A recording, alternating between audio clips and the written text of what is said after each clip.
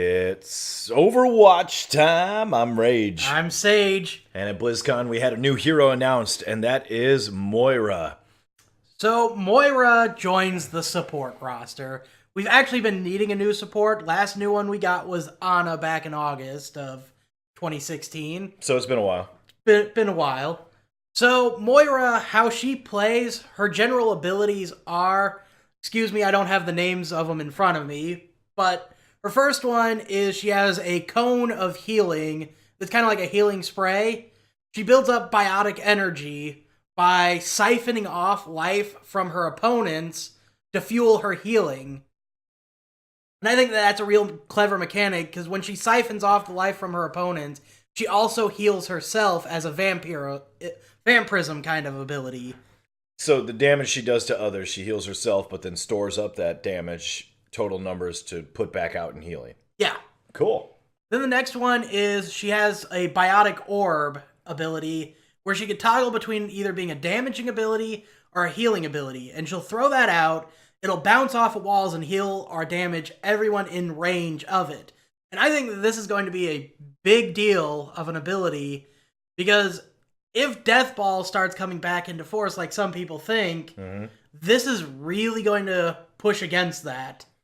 Well, and I think you mentioned it to me in our discussion before we started recording, that it has to be toggled. You can't just have it heal people that are on your party and damage others as it flies through them. It has to be decided whether it's going to be a healing ball that bounces around or a damage ball. Yeah, you have to make that decision before you throw it, but depending on situation, say that you're pushing through a choke with your team, or you're stopping the enemy team pushing through a choke, this could be a saving grace either way. Absolutely, and that doesn't even begin to get into what her ult can change in the metagame play. Yeah, I'll get on that in just a minute. Okay. The last thing I want to talk about is her third ability. It's called Phase, I believe. I'm not completely... Again, I don't have the names in front of me, but it's... From what I understand, it is a mix of Sombra and Reaper.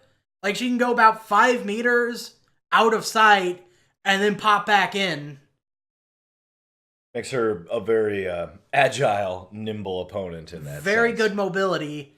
And finally, we have her ultimate, Coalescence. What it does is she pretty much fires this, like, Kamehameha of energy outward at the enemy. Either, if it's hitting your teammates, they're getting huge heals. If they're hitting the enemies, they're taking huge damage. And guess what? Reinhardt shield, Winston shield, it goes straight through it. So that also defeats Death Ball as well, because you group everybody up and you blast that thing off. Yeah, Death Ball goes to push through a choke. You launch Coalescence. Yeah. That choke's shut down. Exactly.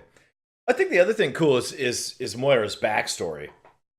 And how she really talks about how she was held back by Overwatch and morality and things like that.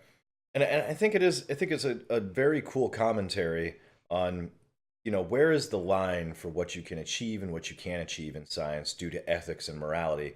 And this character just blatantly in the backstory reveal of the little animated short throws it out there that ethics and morality are not something that she thinks about. No, she is very much the end justifies the means. Exactly. And so, not that... Well, I mean, she's obviously aligned herself with certain people, too.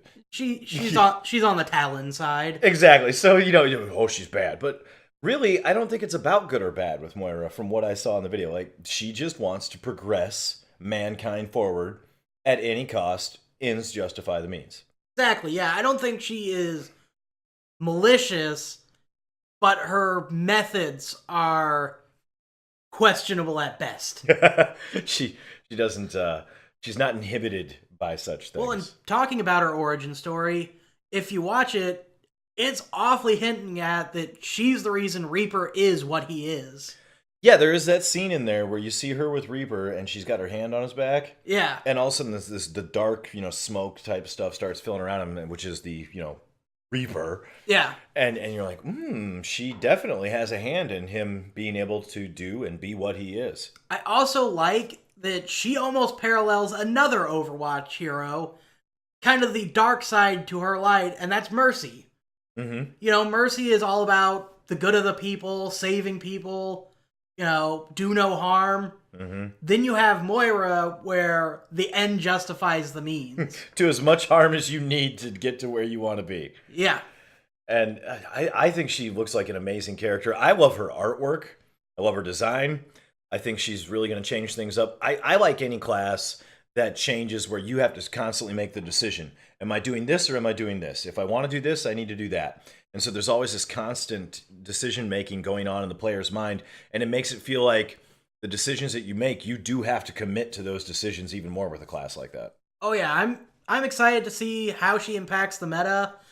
I can't wait to actually dig into what the numbers are. Mm-hmm. What's her healing per second? What's her damage per second? Mm-hmm. That's important to know. Does she stack up against the other healers, or is she kind of less healing, more damage, less healing? We don't know. Those are things we're going to find out later on. Let us know down in the comments below. Is Moira going to be a new main for you? As always, be sure to like and subscribe, and thanks for watching.